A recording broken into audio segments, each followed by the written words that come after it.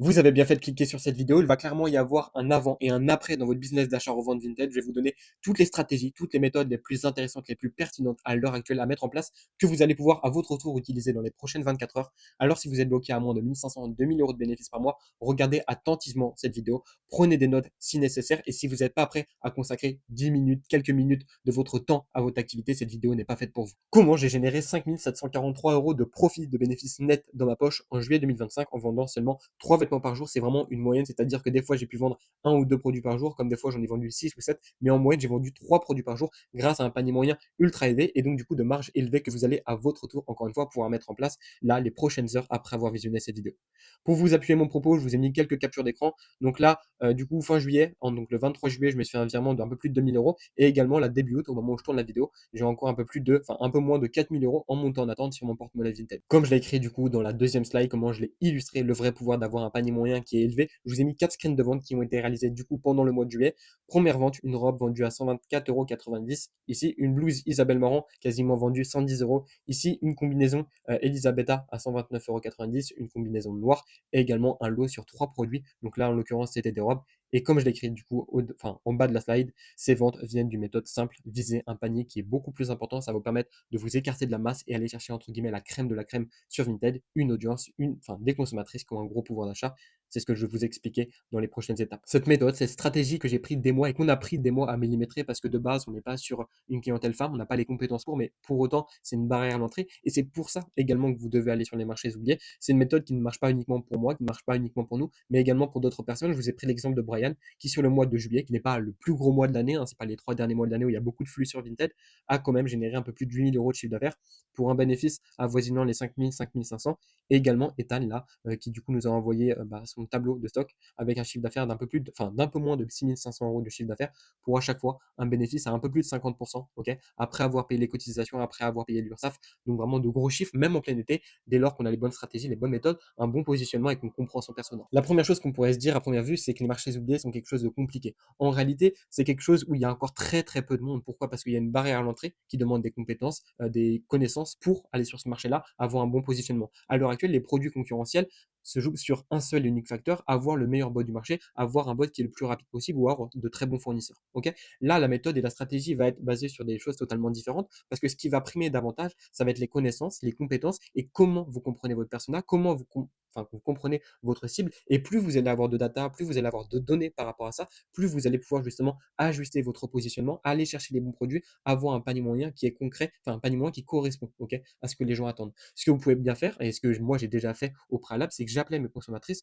pour comprendre pourquoi elles avaient acheté mon produit. Est-ce que c'était par rapport à la couleur, le modèle, pardon, la taille, la coupe, et c'est des choses après que vous allez pouvoir prendre, que vous allez pouvoir mettre par exemple dans une base de données sur Excel, sur Google Sheet, et qui va vous permettre derrière d'affiner votre positionnement, et ce qui va vous permettre à la suite de ça de pouvoir faire face à la première barrière à l'entrée que vous aurez, et donc du coup de pouvoir faire de bons achats, et donc d'aller chercher un panier moyen à 80, 90 euros, et donc par définition de gros bénéfices. Aujourd'hui, 96% des revendeurs ont cette stratégie classique qui demande du volume et qui fait face à beaucoup de concurrence, à une forte concurrence. Ça demande du coup des achats en masse, des pièces très concurrentielles et également des prix d'achat élevés. Ok, pourquoi? Parce que effectivement, plus il y a de concurrence, plus du coup les prix d'achat vont augmenter et pour autant les prix de vente, eux, ne vont pas augmenter. Ok, et c'est concrètement la chose sur laquelle nous, on va éviter de se positionner, dans le sens où en plus, quand vous allez faire un achat à 10, 15, 20, 30 euros peut-être, si vous êtes sur des produits trop concurrentiels, vous allez avoir un bénéfice qui va être de l'ordre de 10, 15, 20 euros. Ok, mais dans tous les cas, que vous vendez un produit à 30, à 50 ou à 100 euros, vous prendrez le même temps, ok?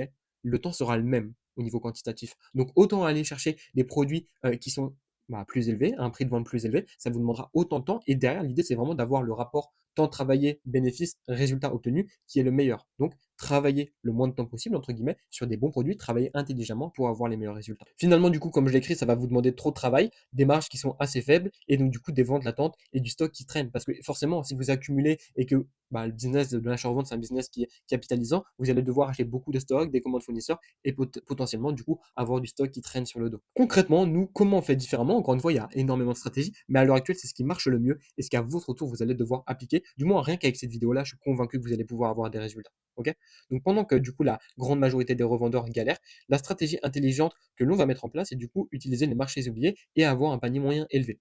OK? Ça va nous permettre d'avoir des pièces faciles à acheter. Pourquoi? Parce que là, on va même pas besoin forcément d'avoir un autocop ou autre. À titre personnel, j'ai le premier bot de chez Vitools, j'ai même pas un autocop, OK? Et pour autant, je peux acheter même manuellement quand je suis à la salle de sport entre mes séries. C'est quelque chose qui est possible.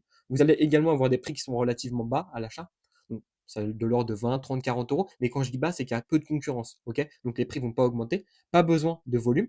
Parce qu'effectivement, si vous faites une vente par jour à 50-60 euros de profit, vous n'avez pas besoin de faire énormément de ventes et des clients qui achètent du coup sans négocier. Parce que, encore une fois, c'est une cible, c'est un persona qui a beaucoup d'argent, qui a un fort pouvoir d'achat. Et donc derrière, ça va être beaucoup plus simple de vendre, beaucoup moins d'informations demandées par cette clientèle-là et donc des ventes assez rapides. Concrètement, ça vous permet d'avoir moins de boulot à faire, des ventes rapides et également des marges élevées. Donc au final, ça vous permet vraiment de développer votre activité et de surtout, ce qui est le plus important, je me répète, mais travailler efficacement. Là, ces premières minutes de vidéo, je vous ai beaucoup parlé du persona, de la cible qu'on va aller chercher, mais concrètement, quelle cible on va chercher? En fait, en réalité, on va vraiment chercher les marchés féminins. Donc, on va aller chercher une cible qui s'adresse aux femmes, plus ou moins de 30 à 40 ans. OK, pourquoi? Parce qu'il va y avoir beaucoup de cadres supérieurs qui touchent 3, 4, 5 000 euros par mois. Et donc, ça va être beaucoup plus simple derrière de le faire passer à l'achat. Et l'idée également, quand je vous disais que j'appelais mes consommatrices, c'est avoir une base de données qui est solide et donc, du coup, de comprendre comment on va pouvoir les faire passer à l'achat le plus rapidement.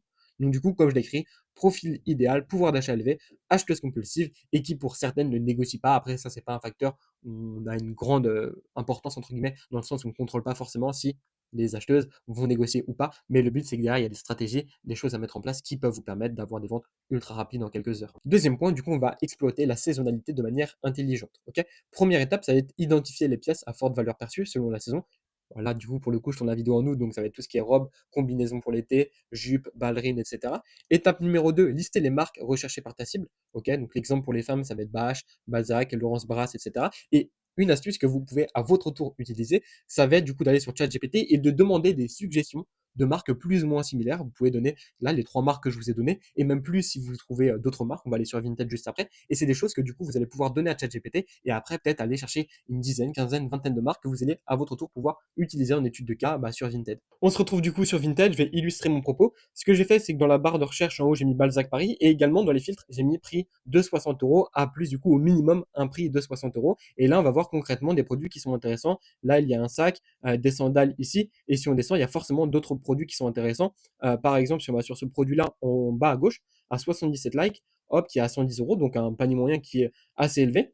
Hop, on voit le produit, il a été publié il y a un jour. Et pour un jour, il a fait 77 likes, c'est juste énorme. Concrètement, l'idée après, ça va être de pouvoir mettre pas mal de favoris, ok, pour voir si derrière c'est vraiment un produit qui est intéressant et voir au bout de combien de temps l'article va partir. Ok, c'est vraiment la stratégie adoptée et l'idée après c'est de le multiplier sur plusieurs marques, sur plusieurs produits, ce qui va vous permettre de scaler, de développer votre activité. Et typiquement, vous pouvez même faire une capture d'écran, l'envoyer à ChatGPT et lui demander s'il y a des marques comme ça qui coûtent assez cher avec des produits qui sont plus ou moins similaires pour que derrière vous puissiez à votre tour faire une recherche sur d'autres produits. Plus vous aurez de données, encore une fois, plus vous serez en mesure de prendre des bonnes décisions et voir les produits qui sont les plus intéressants. Et enfin, étape numéro 4, s'approvisionner sur Vinted manuellement ou du coup via un bot, puis répliquer cette méthode sur d'autres marchés saisonniers. Ok, après vous allez devoir à chaque fois vous adapter à la saison, forcément, vous n'allez pas vendre des robes en plein hiver. Voilà, ça paraît logique, mais à chaque fois, utilisez la même méthodologie, la même stratégie que je viens de vous donner.